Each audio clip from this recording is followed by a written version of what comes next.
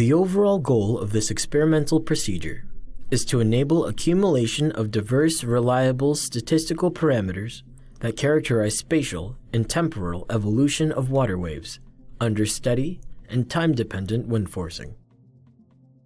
This method can clarify mechanisms that govern excitation of water waves by wind. These mechanisms are not yet understood. Proper modeling of wind input is essential for wave climate forecasting. The main advantage of this technique is that it is fully automated and computer-controlled.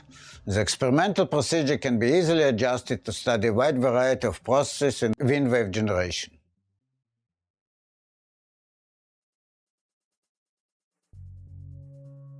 The experiments take place in this facility, which consists of a closed-loop wind tunnel above a wave tank. This is a schematic of the facility and some of its features. The direction of airflow is indicated by arrows. The tank is 5 meters long, 1/2 meters tall, and 4/10 of a meter wide. The tank sidewalls and floor are made of glass supported by an aluminum frame. There is a flap and wave generator at one end of the tank.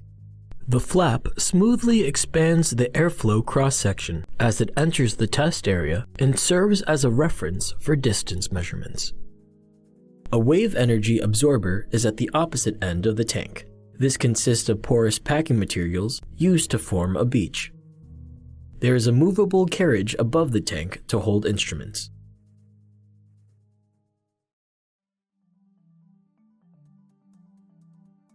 For the experiment, have the tank filled to a depth of 20 centimeters and manually position the carriage so the instruments will be at the desired fetch. Next.